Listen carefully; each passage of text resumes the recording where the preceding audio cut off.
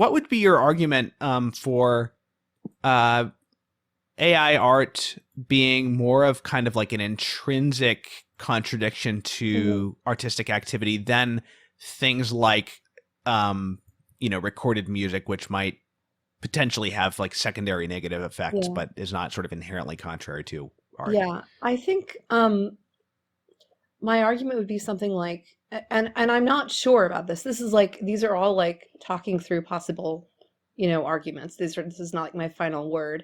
Hmm. And I just want to preface by saying like I think the way to think about this in part, other than like the whole question of demons or uh, a possible entire prohibition, is something like costs and benefits, but not in a utilitarian way, more in a virtue ethics way. So like, how does doing this shape us in either a good or bad way? How does Hmm. engaging habitually with these technologies shape us in either a good or a bad way?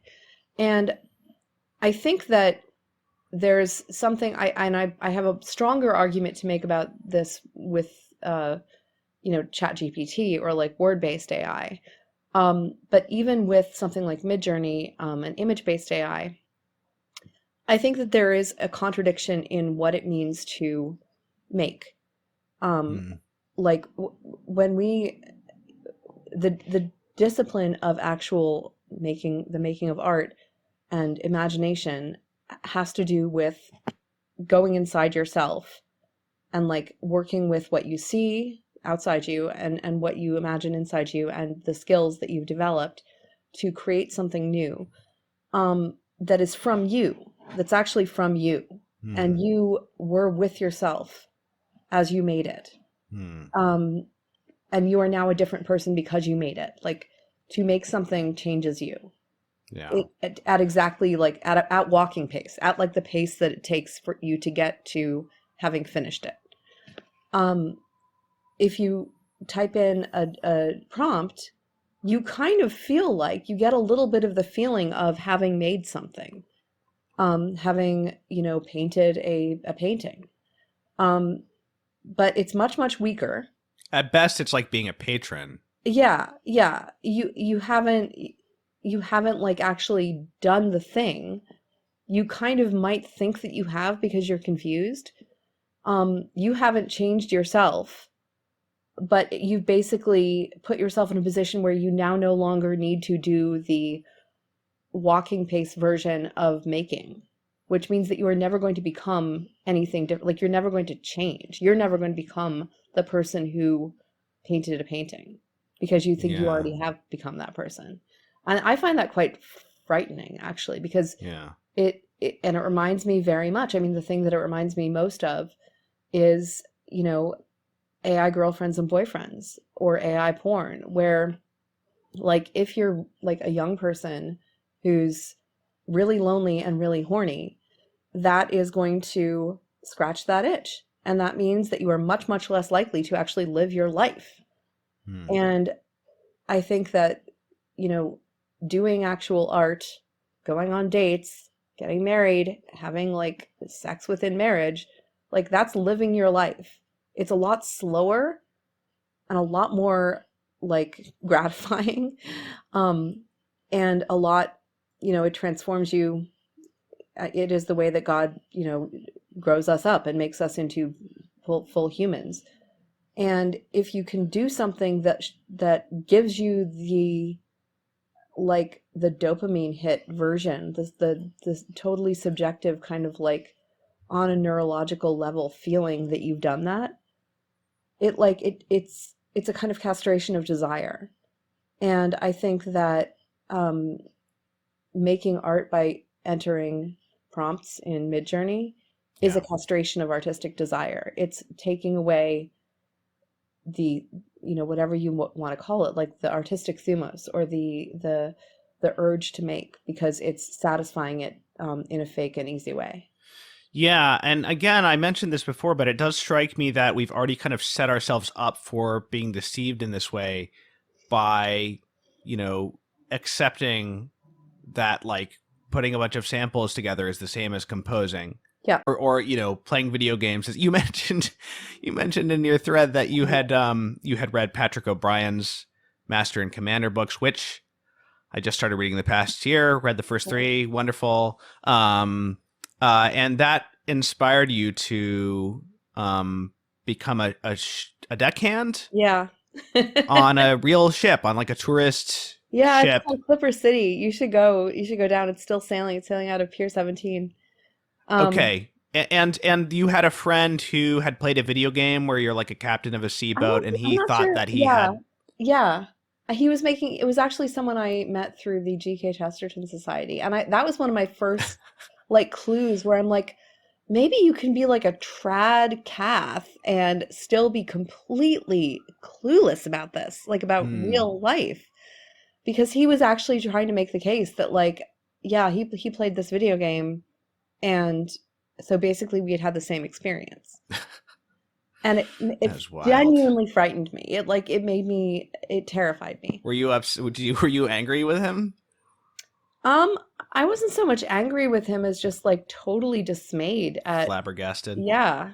And people seem to think that mixing and matching sources and then making an image that is the sum of its parts is artistic creation, but it's not. I think we have to recover an awareness of a real sense of that there is such a thing as inspiration, that we're not just doing the bare Yeah. minimum of imagination, which is, oh, imagine a green sun or something like that. That is Well, part of the faculty of imagination, but that's not all there is to it. There is genuinely a new thing being yes. produced. However, I think another important aspect of this, and David Shaingold, who's a wonderful, you should know him. He lives like right around the corner from me, he and Audrey.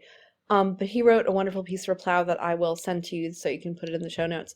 Okay. Um, Basically explaining that actually not only can computers not, not only can AI not write an essay or make an argument or make art, the, computers don't even do math. They don't do what we do when we do math because they don't understand. And so, Hmm. and so like if you sort of look at a kind of Thomistic psychology of the different faculties that we have, imagination is one, understanding is another. Computers definitely don't understand either. Like they're not doing even the bare minimum. They're not doing what we think that they can do. Hmm. When we do math, what we're doing is having a kind of insight into the mind of God, into the Platonic realm. And, like we have, like, we understand when you get when you are able to do a proof, or when you like understand, like basically the argument of why a right answer is right, when you're not just doing the kind of like, grammar school kind of math where you're like, just doing formulas and plugging it in, but you're actually doing the kind of math that most of us learned for the first time in geometry, where you kind of understand why it is the case that the right answer is right, and you feel it inside yourself. You feel Hmm. like it's not like you're doing something that a computer can't do. And I think one of the most we're most alienated from, most of us are alienated from the part of us that can do math, for example. Like that is one of the things that, very few people had spent much time after, 10th grade doing math proofs. And some people never had that experience. And some people's whole experience of math was being like doing algorithms essentially, which is basically being a computer. Hmm. Um, and so if that's all that you know of math, you know, then yeah, you can think that a computer could do math. But if you are a mathematician, or if you're someone who's even like enjoyed doing math beyond that time, or if you remember what it was like to do that, you realize that okay, not only can compute like this is literally not something that computers can do. They don't have that thing in them that shows them why the Pythagorean theorem is correct. It all they have is the line of code that Hmm. generates the correct answer. And so I want to push back on the idea that like, okay, we have inspiration, which is more than imagination. And so computers definitely don't even have imagination. Hmm. Right. Um, No, that's true. yeah, I think the only way to like short circuiting is to just give ourselves and our children the experience of doing these things. Because Yes.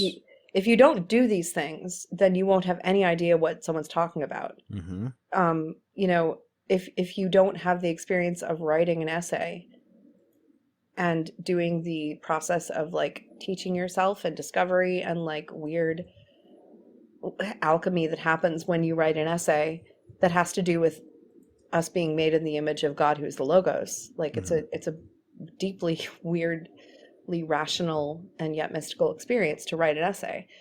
And if no kid has the experience of ever having done that, and they think that writing an essay is just generating a prompt, then they won't, like, there's no way to describe from the outside what the experience of doing the real thing is. This is like the Thomas Nagel thing, what's it like to be a bat? Like, we won't know what it's like to be human unless we do the human things. My friend Arlie Coles she's an Episcopal laywoman. She's very devout and very kind of thoughtful about this stuff.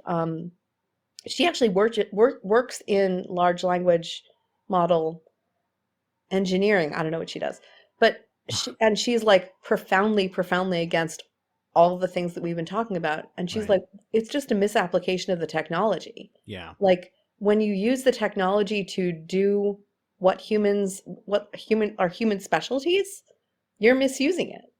You should be using it for what it's for, you know?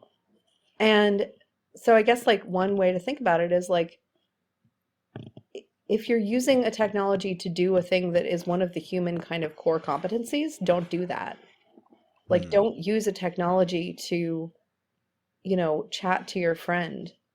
Like, I'm not talking about the phone, or like obviously DMing is kind of like an extension of like just writing letters. This is fine. Right. But, you know, don't like set up an AI chatbot to be a friend to your friend, because that's not, you're cutting your whatever. Like, I can't, again, it's at this point, it's just like, all right, if you don't see that, then that's your problem. Yeah.